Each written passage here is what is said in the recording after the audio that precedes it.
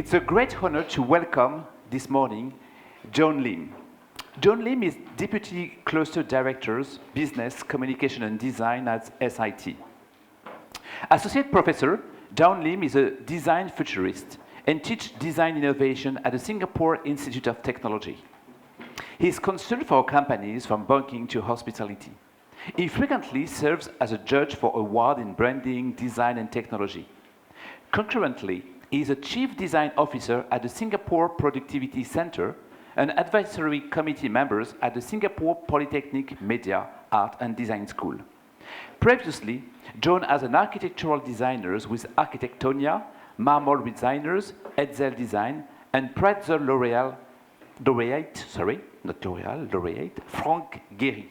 He holds an advanced certificate for executive in management and technology from the MIT and a doctor of design from Harvard. It's a great pleasure to welcome you, Jawn Lim. Please. Thank you. Thank you very much. Good morning, everyone. Hi. Thank you for waking up and coming. So I'm going to be talking about designing futures as a futurist point of view. And it's really hard, right, to imagine being a futurist or a designer, because when you tell people I'm a designer, they think, you're an artist. We're like, no, not the same thing. And futurist, you're a scenario planner, so they get very lost, and now you combine both of them, it gets even worse, right? So the point here today is to actually tell you that we're all designers and we're all futurists in some way. When you woke up this morning, you chose what you are going to wear. That's a design decision. You're planning what to eat, maybe, or you're planning to go somewhere this week. That's some kind of futures you're designing. But the point here we're trying to get at is to use a very systematic way to design the future. And so I hope that you'll enjoy this sharing today. So a quick introduction about myself, it's already done, so I'll skip that. But the one point I want to highlight was I did my doctoral research in science fiction design at Harvard University, which is a very strange topic, right? But the point there is I was always intrigued by how do you design worlds that don't exist yet? And so when I was working for Frank Gehry, many people were saying, buildings need to be straight. They need to be straight up and down. You can't have it curved. I don't know how many of you seen the LVMH museum in Paris? Anybody? Yeah, kind of? Frank Gehry, right? And then I worked on the model then, and it was not this building, but we were doing it out of plastic and cardboard, and we're cutting, and when I tried to make it perfect, the designer would say, no. Cut it up, use glue blocks, make it messy. Because we didn't want to be too fixated on a particular design yet. And so that was my experience going through it. We used CATIA, the SALT system, which is a aeronautical engineering software, to resolve these curves. And why do I share this? Because I want you to know that to start designing the future, you need to test your assumptions. This is a condominium in Hong Kong, yeah, and there are columns that are all outside, and if you look at the floor plan, they're all curved. And just to get it into context, my salary was less than the price of the toilet bowl in this building for that year. Yeah, and there are 12 units there. So if you look at the columns on the side, it's curved. And people would say, no, columns must be straight down. But maybe not. Why not try something else? And so these futures were realized in physical form. But I did do some time in MIT, and that's because I won a Facebook competition. So they were trying to test out how to bring in students of the future, new students, and so won the competition and got in. That's how I smuggled my way into the business school. So about science fiction design, worlds that don't exist, and a lot of things that you probably imagined. And so I have two parts to my presentation, broken up kind of evenly, and I'll share with you the first one. Let's see. Let's hear him out. Trying to predict the future is a discouraging and hazardous occupation because the prophet invariably falls between two stools. If his predictions sound at all reasonable, you can be quite sure that in 20 or at most 50 years, the progress of science and technology has made him seem ridiculously conservative. On the other hand, if by some miracle a prophet could describe the future exactly as it was going to take place, his predictions would sound so absurd, so far-fetched, that everybody would laugh him to scorn. This has proved to be true in the past, and it will undoubtedly be true, even more so, of the century to come. The only thing we can be sure of about the future is that it will be absolutely fantastic. So, if what I say now seems to you to be very reasonable, then I'll have failed completely. Only if what I tell you appears absolutely unbelievable have we any chance of visualizing the future as it really will happen. So the point being from the science fiction writer Arthur C. Clarke is that if you were to imagine something that is quite plausible, it's business as usual, it's just a projected future, it's no big deal. But we can't really predict the future in a crystal ball gazing way, but in futures foresight, we use foresighting. And what we do is we forecast what's going to happen. So for instance, if I told you as a weather forecast that it's going to rain at 4:30 today, but it rains at 3:30 instead, I am wrong, but I'm not totally wrong. You know what I'm saying? So that's what we're doing in futures forecast work. And this is where science fiction does play a part in our imagination and how we move things forward. So the first part, very quickly, would be 3Ds on how to design futures, or as you can see, it's plural, because it's not just one deterministic future, but maybe many plausibilities and possibilities. It's how we desire it, how we draw it, and how we draft it. If you notice the Jetsons cartoon, it's pretty old, but notice everything else that's, everything that we're doing right now in our daily world, we have all these things happening, but it was a vision in the past that seemed ludicrous, crazy, out of this world. And then you go, it can't happen, but actually it did. And Zoom's taken off, everything else has taken off, online classes and all that. So let's start with desire a future. It's a quick warm-up. Can I just see from a show of hands, like numbers, because we have 10, right? So if, for everyone in the room, if you think that technology will bring us closer in the future, you can put like a 0 or 1 or whatever number. And if you think it's pushing us apart, all the technology that's coming online, it's just making us less human, more augmented, like with technology attached to you, then you can put a 10 or anything in between. So maybe you can vote right now, please vote. And if you look around, just vote very quickly. Vote. Do you sense a greater pessimism or optimism? No, just keep your hands up, just take a look. So from my glance, thank you very much, you can put down your fingers. It looks like it seems there's a bit of pessimism here. It's kind of moving towards that. And some optimism, which is fine, you know. Let's try the next one, okay? So in the next 10 years, do you see, the next question is, do you see the world getting better? So that's a 0 or 1. But you think we're going to hell in a handbasket, right? Please vote. 3, so not that bad, right? Some are in the middle, 5. I see some, okay, I see a 0. I see a 10 at the back. Thank you. So, okay, so thank you very much for that vote. So you have a certain desire or view of the future, right? Let's try the next one. So that was your general, Please. view. Yeah, thank you. That's your general, I guess, assessment of the future outside of you. But I'm going to bring it closer to you. Am I personally able to affect the future? That means I have agency. I can do something about it. In my small way, I'm the guy throwing the starfish back into the ocean. Or, you know what, it's too big for me. I can't do anything. Please vote. 2, 1, 0. It's personal, so can you be part of it? So, okay, I see less 10s. I see quite a lot of, if you look around the room, there's a lot of, I can do something, not a lot, but I see a 8 though. But yeah, so we have a range. But this, thank you very much for voting. So the thing is, you're looking at personal agency here in this question.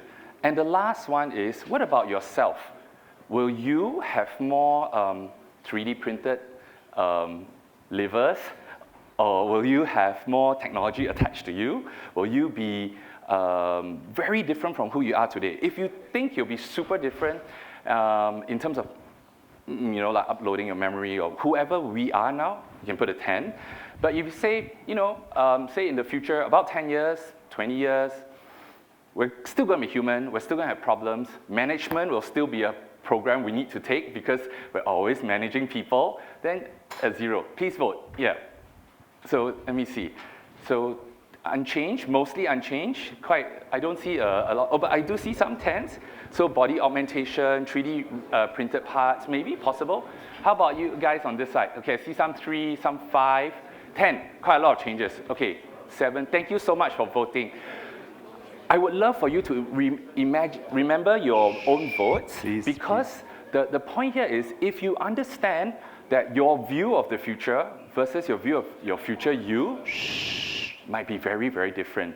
And it's important to understand what your desires are, because how you desire the future will then enable you to be an agent for the change, or maybe more of a supporter of the change. And it's your desires do determine what kind of futures you design. And we need to know our own biases.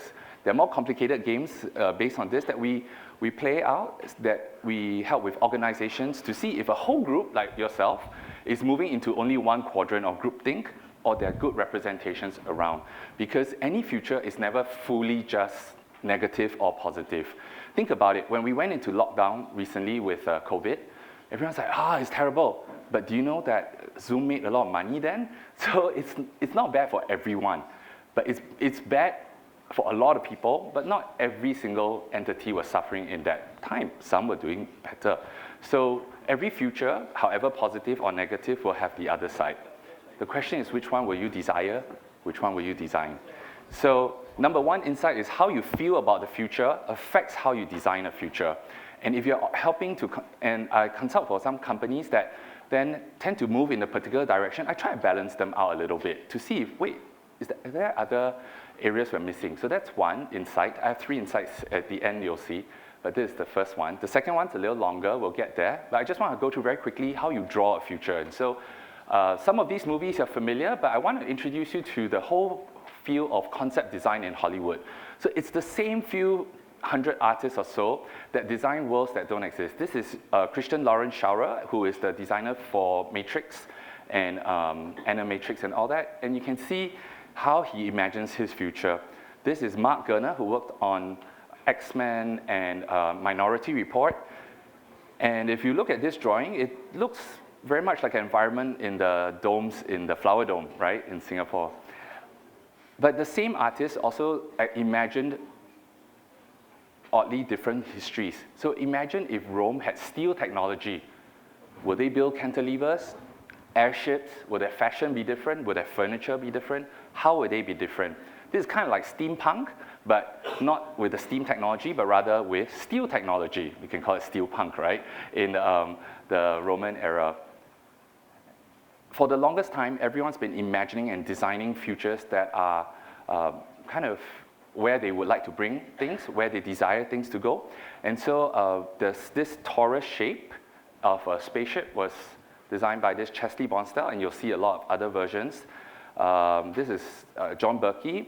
This is another physicist that did this loop. Anybody here can guess why you want to make a donut-type shape space station? Anyone? Yes, please. To imitate gravity?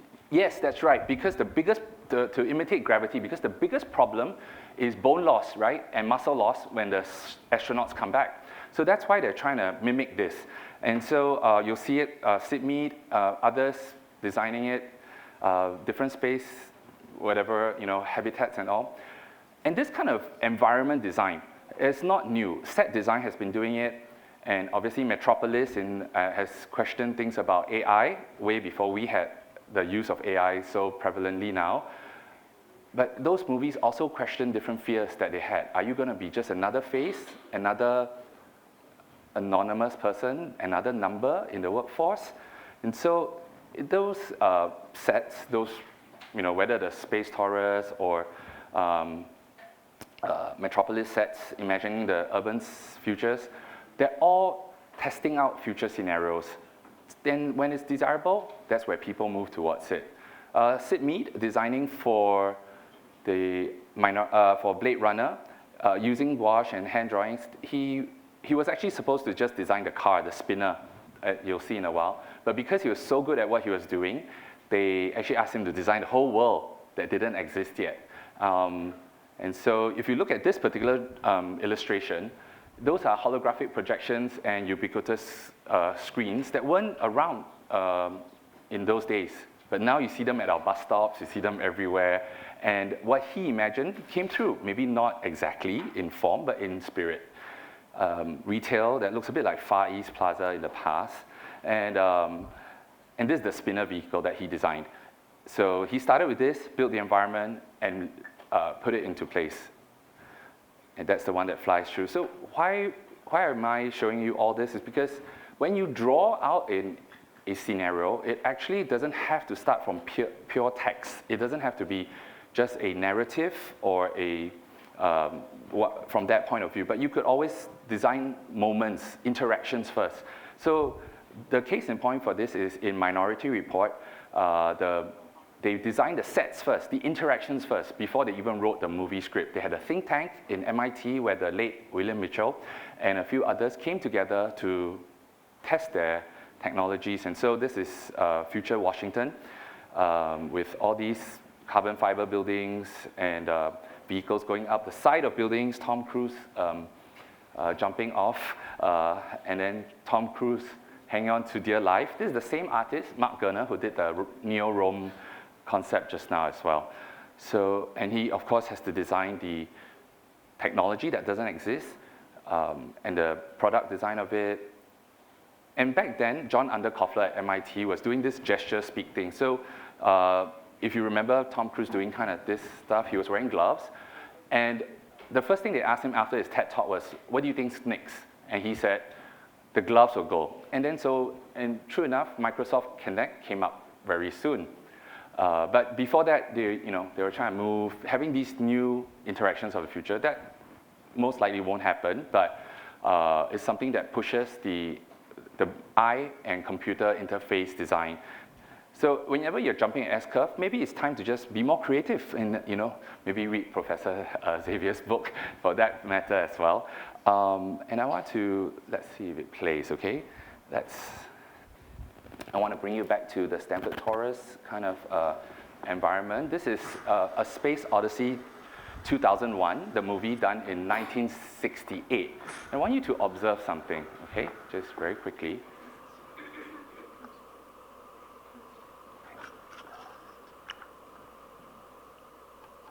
Will Mr. Travers please contact the Met Office?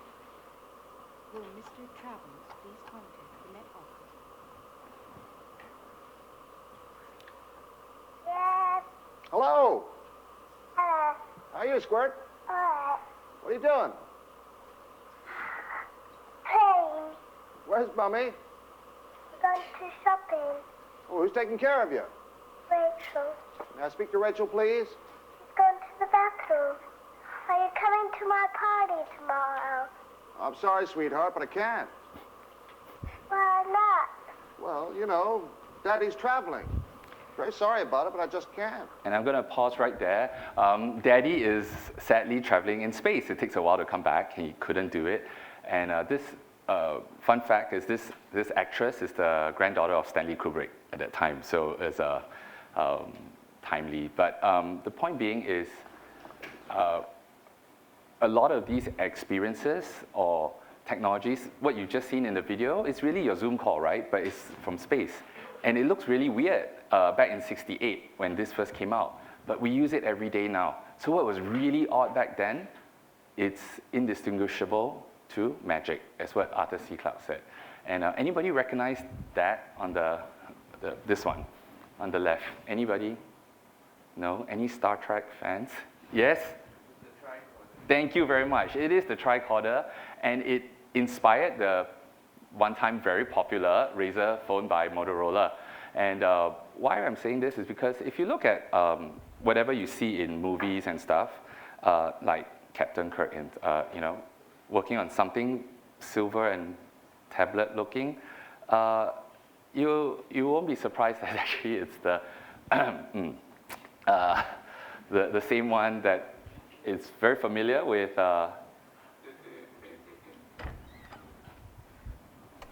Steve Jobs. And so if you're looking at this, I'm going to fast forward a little bit on this video because of time. And so he finds this package, it drops on the floor, it scans the room, and this is Mr. Incredible, the movie. I hope you all watched it before. Hello, Mr. Incredible. Yes, we know who you are. Rest assured, your secret is safe with us.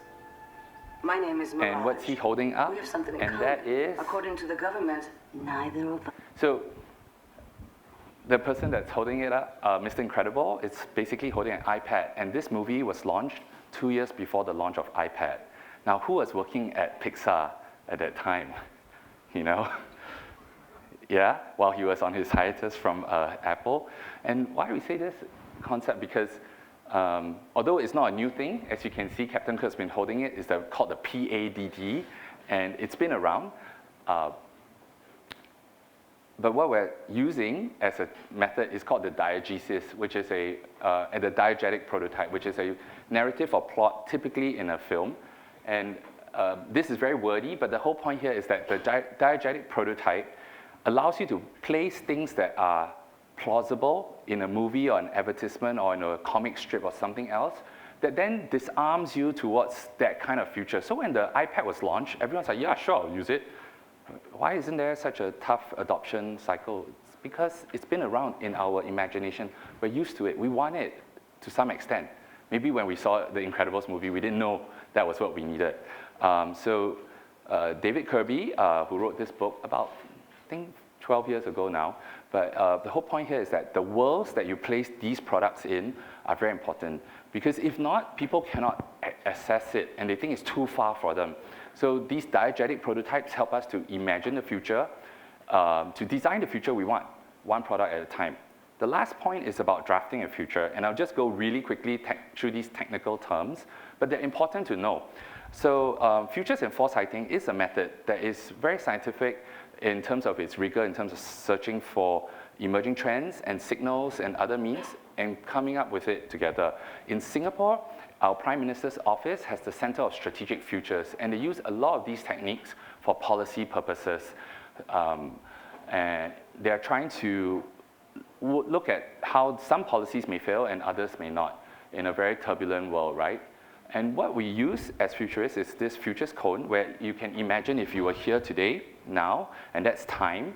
You have your quarterly projections, your annual projections, and it's not very different until COVID hits you.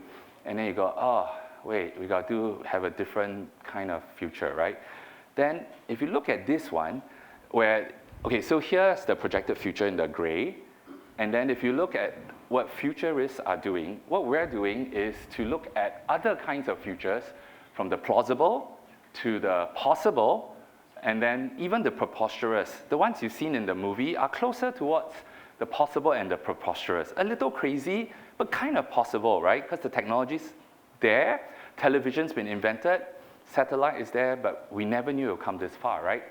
And then there's the probable that's kind of going to happen anyway if you allow things to be.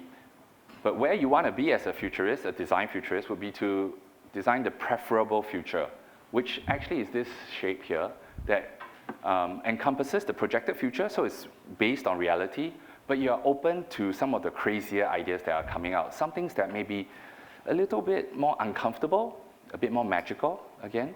So we use methods like frame futures conversation, which is this template here that then starts with a general topic, and such as, during COVID, what do you do, right?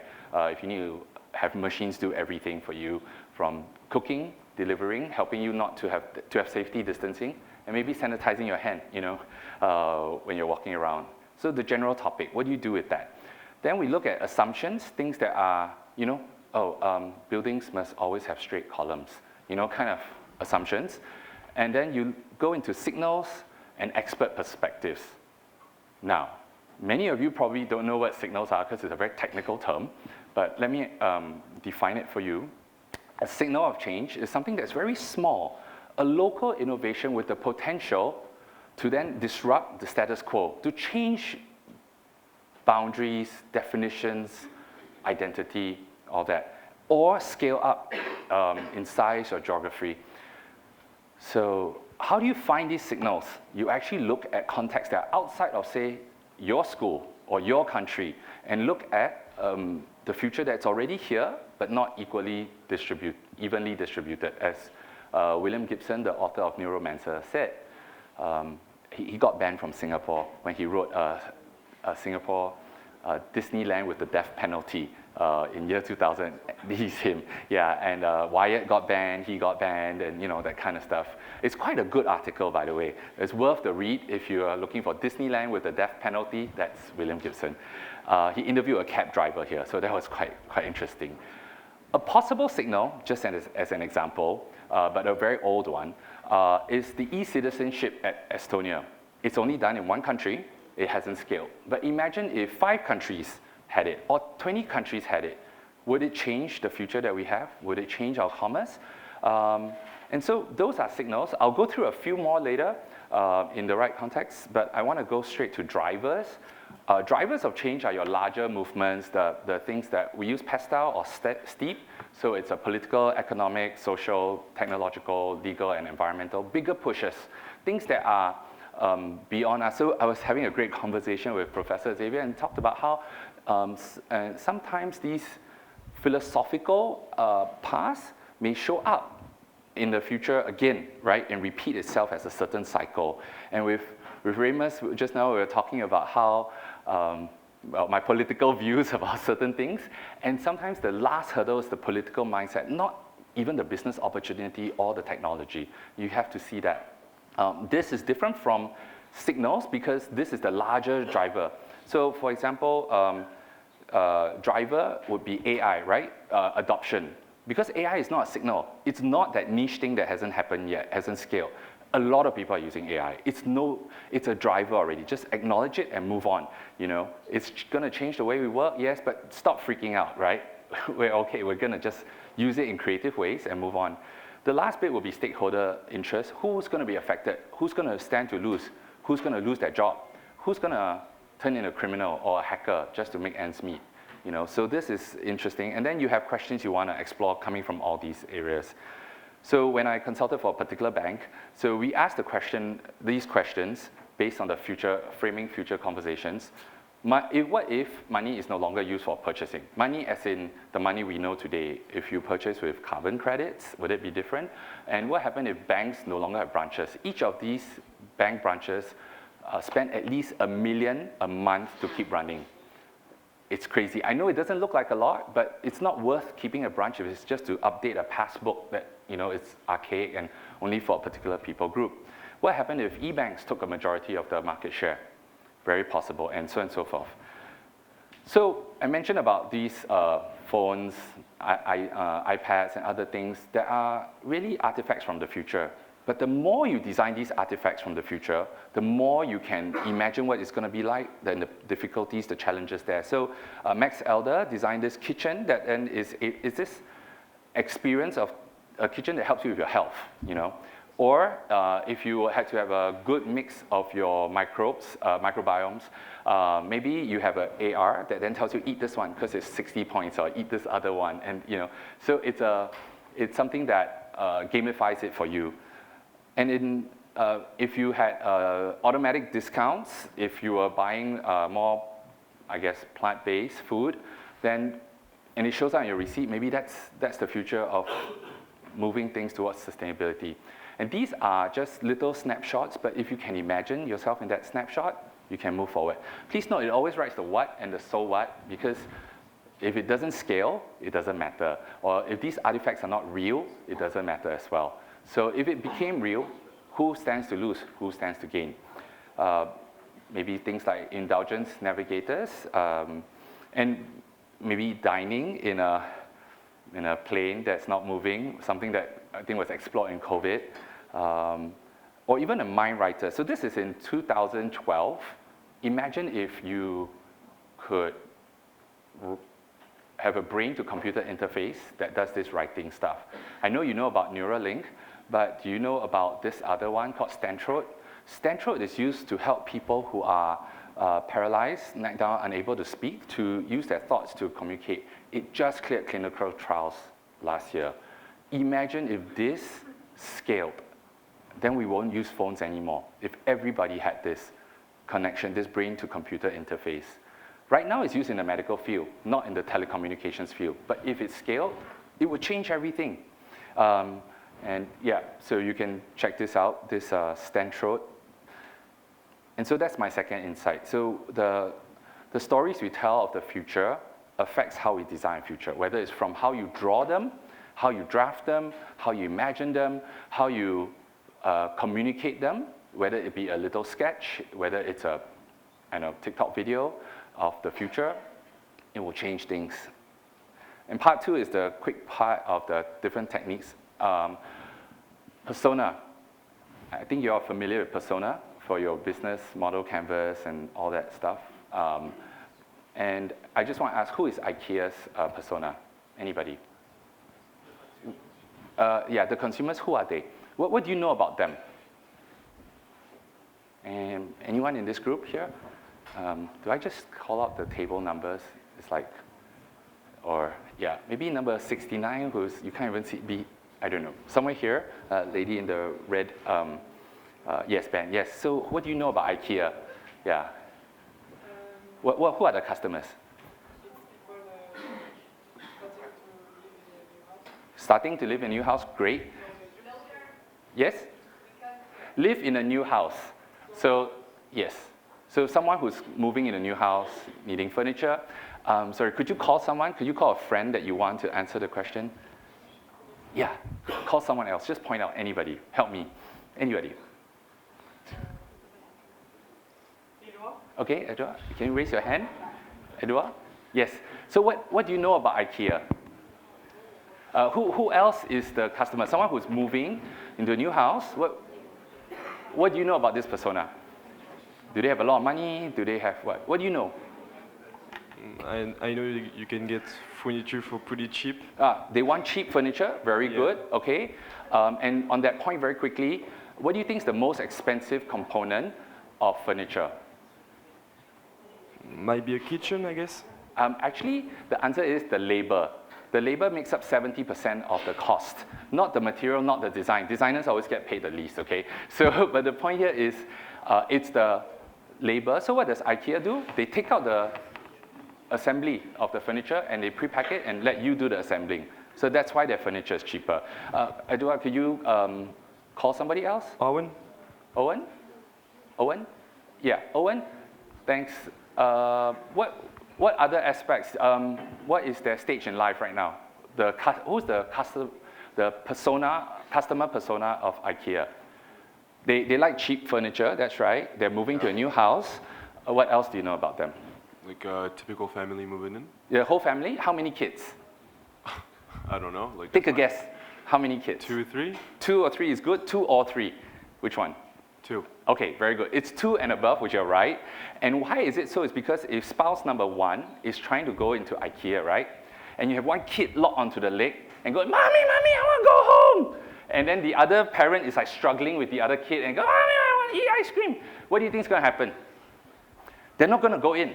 And that's the end, which is why IKEA is the only place that gives you small land, this thing, right? To put your kid there. And so after 45 minutes you go, Mr. Lim, please come and collect Christabel, your kid. And they embarrass you, right, to get your kid.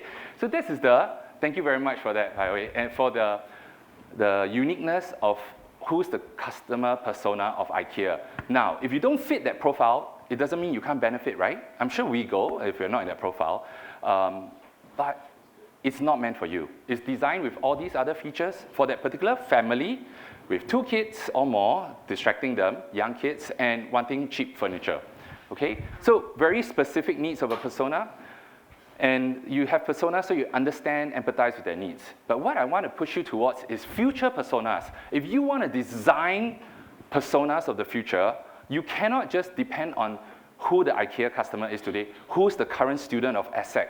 It doesn't matter. It actually, for schools, we should be looking at primary schools. Primary 1 right now, what are they doing? They're growing up with AI, Gen AI. It's in their toolbox, they're playing with it, and we're still going to give them paper exams. It's kind of off, right?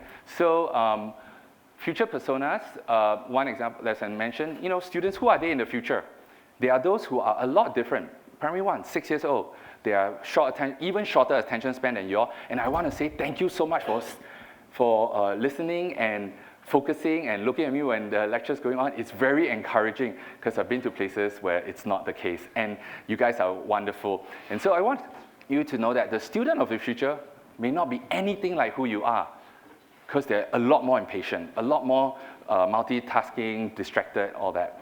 So there are schools that are trying this right now. So Agora in the Netherlands has no curriculum, no classes, and the students decide what they want to do. So if you want to launch a website that sells origami, so what the student does at 15 years old is, I need to learn about SEO, I need to learn about business model, I need to learn about, so they decide the topics they need to learn, then they tell the teachers, that's what I'm going to learn, and they try to launch their online origami shop, or whatever that is. And the students grade themselves. Do you think the students grade themselves with A's? Anybody? No, they don't. They actually are very harsh on themselves, because if their online origami shop doesn't make more than $100 a day, they're like, oh, I'm a failure. How do I improve? And so having these new models of teaching are important. Changes the future of education. So then I'm going to go very quickly about first person personas. You can read faster than I can speak, but this is very factual. What you want to do when you write these scenarios or these futures is, you are right, I'll be X years old in 2050. The 2 airports I use now will both be at risk of flooding. Flying will be impossible, really, and less reliable. And so I live near the kids. That's the scenario. S'il vous plaît.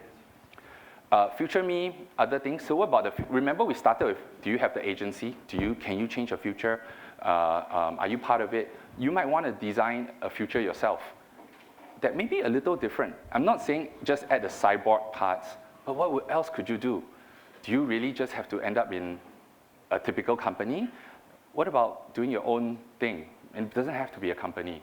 How would life be different? I'll end with a few examples here on these futures that some of my students did, and some of my consulting work as well. So there is no single future to be predicted, but we're going to explore many alternate futures.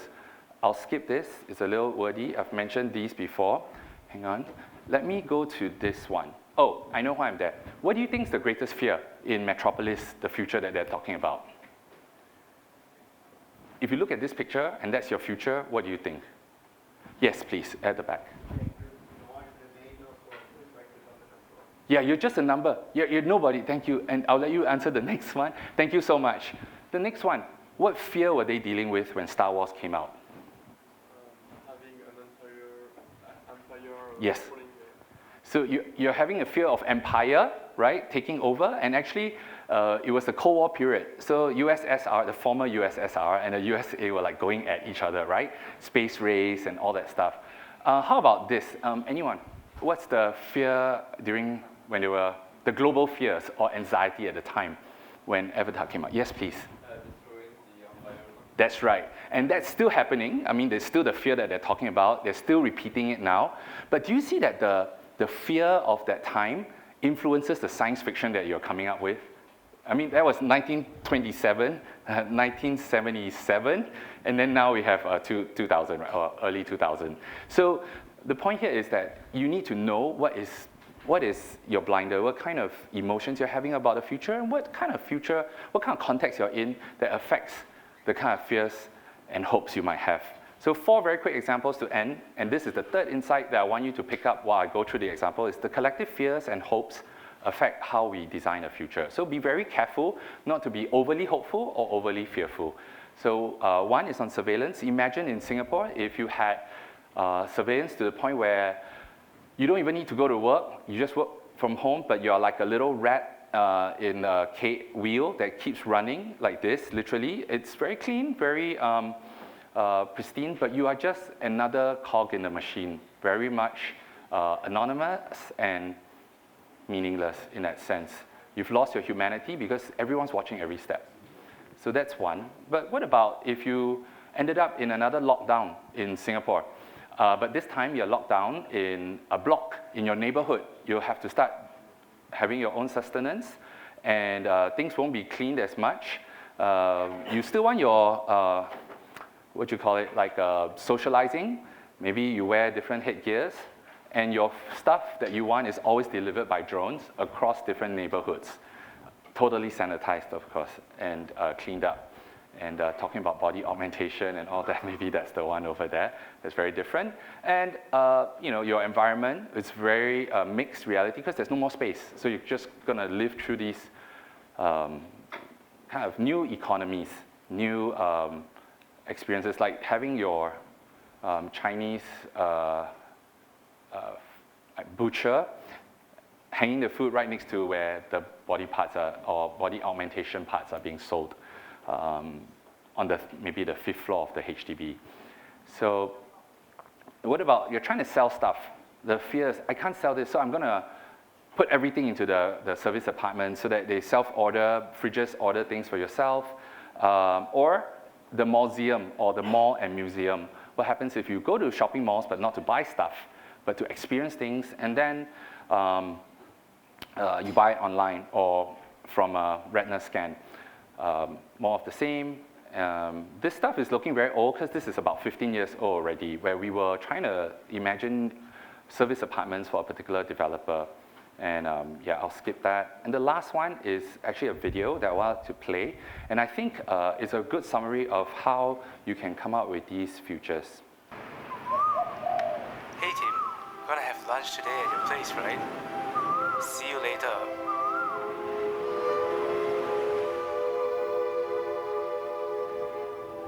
My name is Tim, and this is where I live. Singapore, the garden city of a tropical ocean. James is canoeing to my place later for lunch. He has been a friend since primary school, and I want to prepare something special for him. I don't usually invite anyone over, even if I am staying alone or working from home. But he insisted because of my special techniques from my ama I use to prepare my meals. That's grandma, right? Ama. Because of the sea, most of our vegetables grow on the roof now. My rice is made 2 blocks away, while my block focuses on leafy greens like bok choy. Auntie Amy from the gardens will share what's available with me. I will use the local produce to create my infusions of synthetic meat and fermentations. It's important to share our ingredients and meals with the community to build a healthy kampong spirit. Village spirit, yeah. I produce my meat in my home now. Synthetic, of course, through cells. It's not like 30 years ago. You can't buy meat made from animals anymore. You can buy the cells and devices, but we produce and prepare everything from our compound. I can't live without my cultivation device. It's like a little farm to me. You can actually see the cells grow, and it makes me very hungry, though it is hard to describe its taste. When I was younger, my parents encouraged me to innovate and explore. So when it comes to modified cells, I love to add my own infusions with other ingredients to further create taste that has never been discovered before. I was also taught from my ama the traits of fermenting and the power of mold and bacteria holds in our heritage. Some of these tools were hers, but it's apparent that tradition have intertwined with technology over time. Advancement allows devices like these to create enclosed and optimum environments so fermentation doesn't contaminate my lungs. I remember when synthetic food was introduced, back then extremely hands-free and instant. With a press of a button, or when they scan our vitals, a dish was prepared instantly with no human interaction. Yes, it's foolproof, but it felt cold and distant, like we were imprisoned in our own homes, being fed like animals in a pen. I believe that a meal represents more than just sustenance for the body, but serves as a symbol of our human experiences and identity.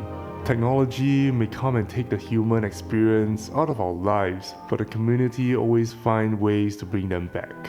For me, the experience of creating, experimenting, exploring is truly what defines us as human beings. Welcome, James. Lunch is ready.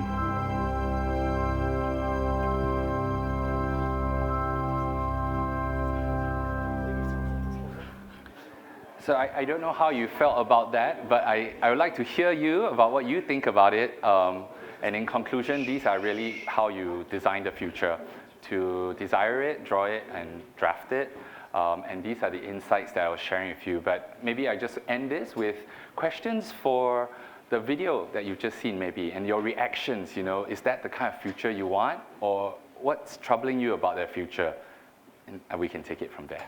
Thank you, Jawn Lim. Thank you. Thank you.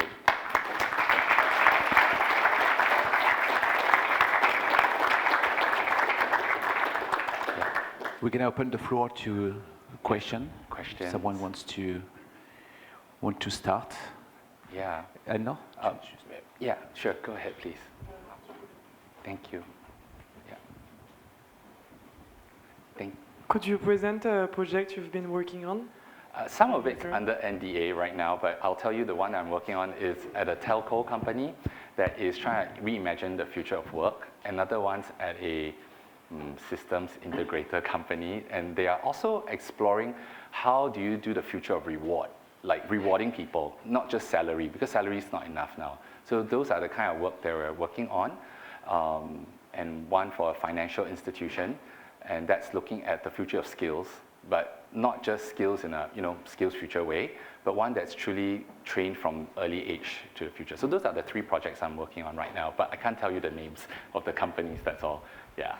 It's a range, but I think because everyone's coming out of COVID, they kind of, what do we do with this space now? So, do you allow them to work from home? Do you not let them do that? What are the rewards? Is that a reward? So they were exploring all this, and we're trying to say, can you actually, for example, one of the scenarios is, can you actually hold 3 jobs at the same time? In China, there was a lady who held 6 jobs, and then she bought her condominium, right? 6 or more jobs. And they just found out, and they have no law or legislation against that, but they're like, no, that's not right. So the philosophy hasn't caught up with the future of how work might be going. So anyway, just to state that those are the kinds of projects I'm working on right now. So you're doing mostly research? More consultancy for these companies. The research I do are just models that I'm writing and about, more textbook kind of models. I do help primary schools, kids to imagine the future. So I'm part of the Teach the Future group. And so it's just helping them to understand that they can design their own future as well. So primary school to companies. But thank you for your question. Did I answer your question? I'm sorry. Yes, thank you very much for your question. And last question? Yes, please go ahead. What are the biggest challenges for you in your job?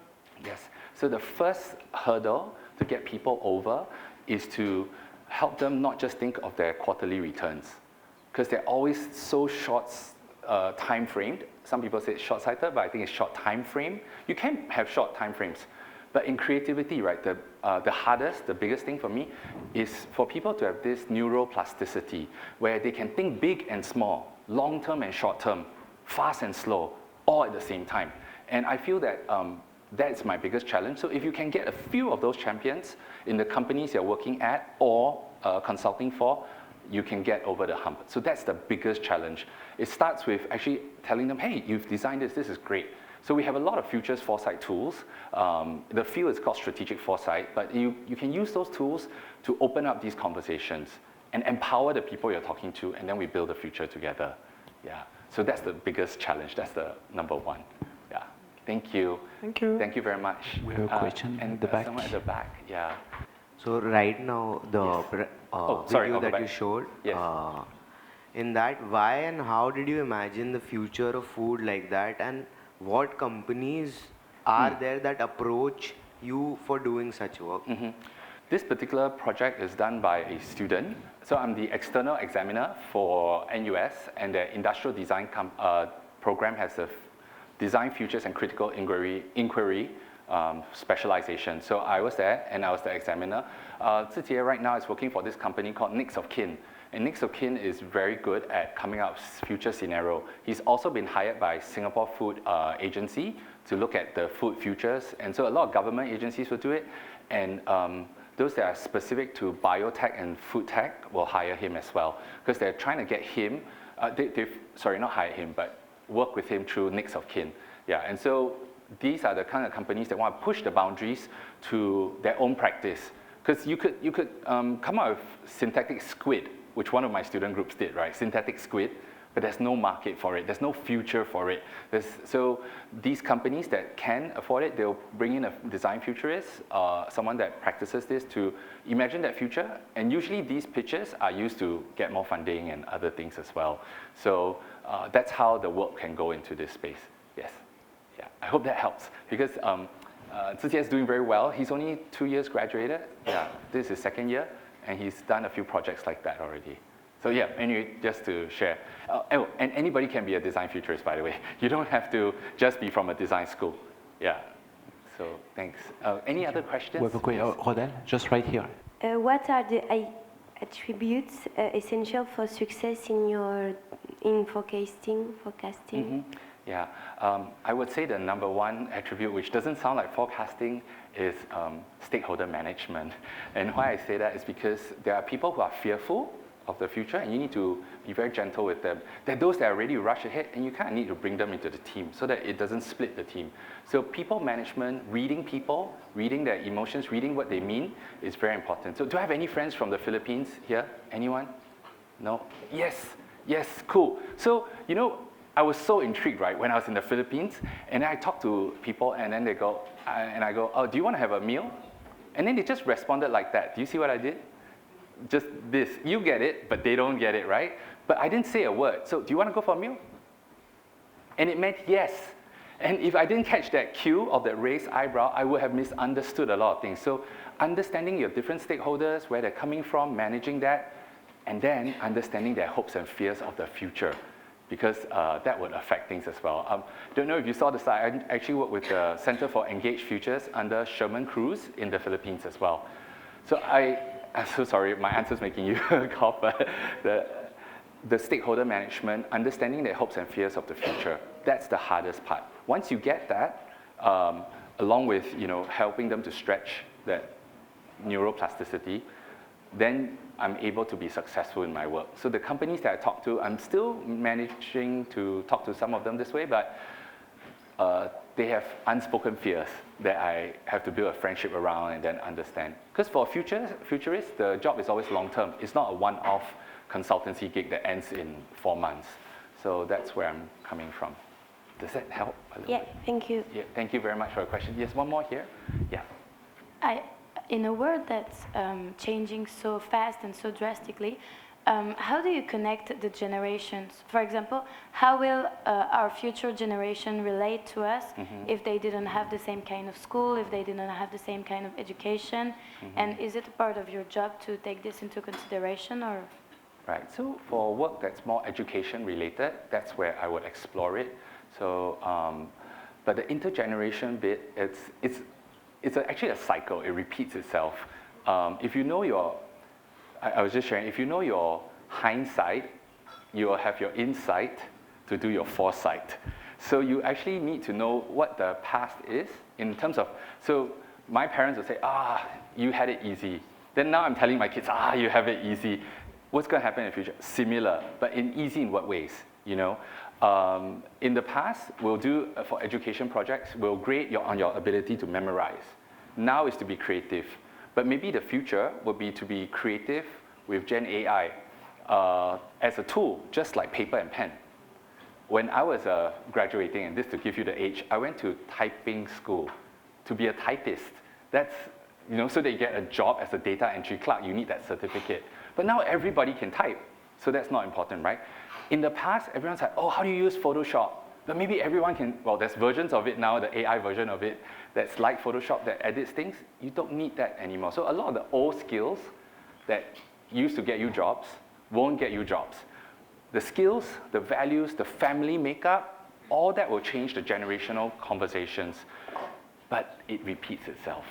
So if you know enough cycles, it's not the same time period, but when they have certain triggers in history, that's how it repeats. So intergenerational conversation is very important. There's a group called School of Humanity in Dubai that their students, like the School of Agora, come up with their own projects, and we have 9-year-old entrepreneurs. And I'm not kidding, they're already making more than me at 9 years old. And so it's a different conversation, right? So you need to know that the age is just a number. The generational bit, it's not as stuck as it looks, but there are cycles. Yeah. I always like to tell people that age is just a number. It's mind over matter. If you don't mind, it doesn't matter. So I just celebrated my birthday last week, and so then I was thinking about my own age, and I'm going, man, is there a generational gap? And the point is, there are, but they are actually repeated patterns. So you just need to find that. I hope that helps a little bit. Yeah, thank you. Yeah, and one question in front? Yeah. Yes.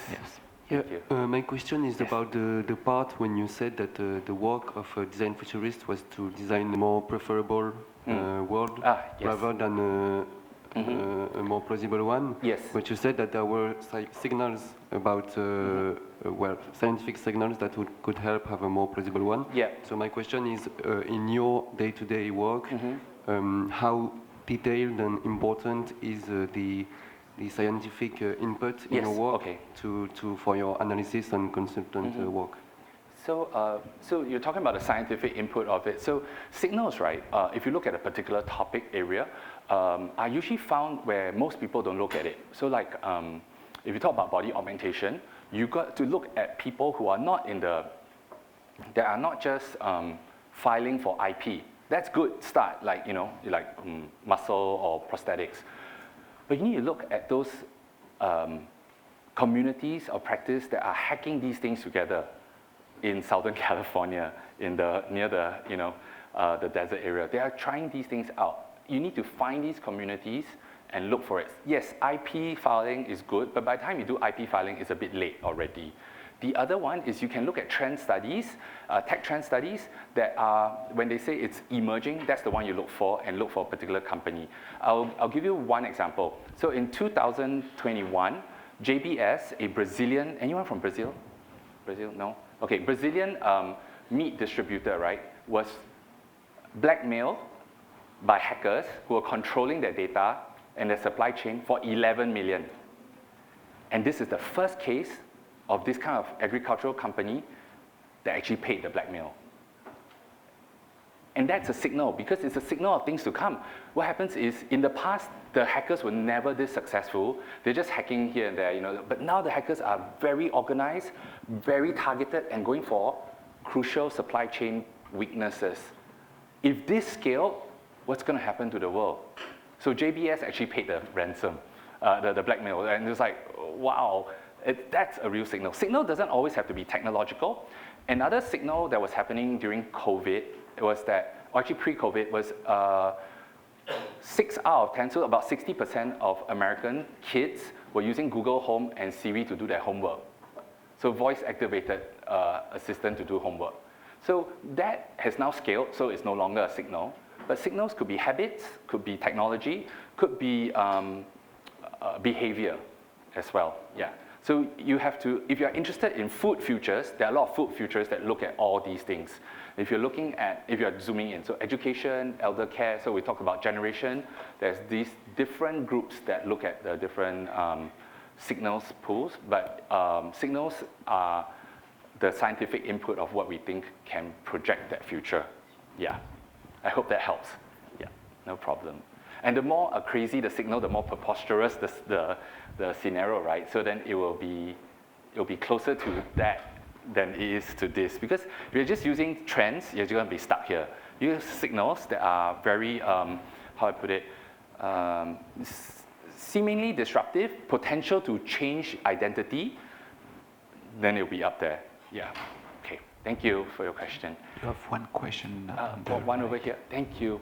And lovely questions. I'm so glad, for all the questions. Yes. How do you include the financial dimension in your modelization concerning people? So the future you design is available for the largest amount of people, because often science fiction and the future are very expensive, so only a small part of the world has access. Right. And concerning your last example about Google Home, only American kids could do that. That's right. And in a lot of countries, there is a gap that you can't jump. So your question, if I rephrase it correctly, is how do you allow other cultures and other countries to access futures work, right? Okay, so science fiction is just an example. Google Home's just those who buy Google. But if you look at the practice of, say, Afrofuturism. So Afrofuturism is a whole field by itself, looking at Africa's future. And if you look at that, the infrastructure that the Chinese have laid down, and if you visit it, is totally different from maybe 20 years ago. The next mega city is likely to be in Africa. And I mean, maybe not in my lifetime, but it's going to be built up, and you'll see that. And so the Africans have a very different way of the concept of time, okay? Even here, we have very different concept of time. And time would be the one thing that bridges, the definition of time would be the one that bridges different countries in the use of futures. So why I say that is, in anyone from Indonesia? Anybody? No, just checking. In Indonesia, there's auspicious time, right? You come over to Singapore, there's a, like our clock time, right? Which is very much like the Western world, right? But then when you move further away to, say, China, time is seen as vertical. There's a 上周下周, right? So there's a vertical time, meaning that there's the week before and the week after. And then we are looking at the definitions of time, and the moment you understand that, then we can make futures accessible. Kind of whose future is it? You know what I'm saying? It's the culture and the country has a different understanding of time, and by that, they will change the way they draw their futures. Some people draw their future in a circle, and there's no closed loop. The Middle East country reads it right to left because of their language as well. This model here is very Western, is left to right, So, but you can always rotate the diagram as a vertical cone or some other cone, and then you can address different cultures' needs. I hope that then you see the technology that is available that's Google, right? Available for the West, is now available for the whole world. So there will be technology and policies and economic drivers that will then make things available for more people. You'll get more democratized over time. Also more commoditized, meaning it's very common for a lot of people. So I hope that helps you see the futures can be contextualized to different countries, but over time. The concept of time is very important to understand how we contextualize the futures. Yeah, thank you. Yeah. John, one question to jump into what it has been said just previously. Why the future is always full of technology all the time? Actually, that was the case during 1950s, 60s, 70s, as you mentioned, actually, as well as the last video that we've seen. The question is why we don't have anything about sobriety, frugality, and so on and so forth, being more connected to the natures, animals, living species, and so on and so forth. Since, I would say, the beginning of the futures is always full of connectivity, of technology. Yes. Why that? Okay, so there are two answers to it. One is there has been a general push towards a more technocratic future. So people always think of future as technology being used in different ways. But if you visit the second way, if you visit the Museum of the Future, they actually have the future of meditation, which is a little bit of technology, but not a lot. And they're creating spaces where your mind has space to go and meditate, where if you hum into a machine, you go, then the thing will light up. But it's still technological, but it's moving in the past. They're trying to get you to find your inner self more than you're finding a larger future for a country or something like that. So why people do this? Part of it is I would think it's the tyranny of the shiny, where things are shiny, wow, that's the future. You know what I mean? Everything new is shiny. What will happen in the future is like what I showed. What will happen if your future is grimy and dirty and looks more like this than it does the clean future, right? So this doesn't sell products, right? That's why people don't do this as much. There's still an economic angle to it. That's why there's a technocratic push towards this kind of visuals of more technological future. Yeah. Meaning that, do you think that because of the capitalism system will shape our future's point of view? Yes, and actually if you bring it back, cut it back one layer, is growth at all cost. So if you think there's this new thing called, not new, but a refreshed version called degrowth, because instead of economic growth or GDP growth, they're looking at other indicators, like Bhutan is looking at their happiness index. If more of the people use a happiness index, you might have a very different future. But right now, even Singapore, right, is using a lot of GDP measurements. Why are we tearing down buildings that can still stand? Economic growth, you know? And it's always that capitalist, but growth, more than capitalism, just growth at all costs kind of mindset. Maybe the future needs to degrowth. Instead of growing and expanding always, maybe it's time to consolidate. I mean, an interesting challenge, right, is, for example, food. Actually, right now in the world, we have enough food for the whole world. But do you know how much food we waste? The food wastage is the problem. Management of waste, of food waste, is a bigger issue than actually are we producing enough vegetables and fruits and all that. That's not the problem. It's not the growth anymore. It's the management of it. So to your point, I think people like that, but it's because they have their own assumption of the future. You know, right. Yeah. Thank you very much, Jawn Lim. Thank you everyone for your questions.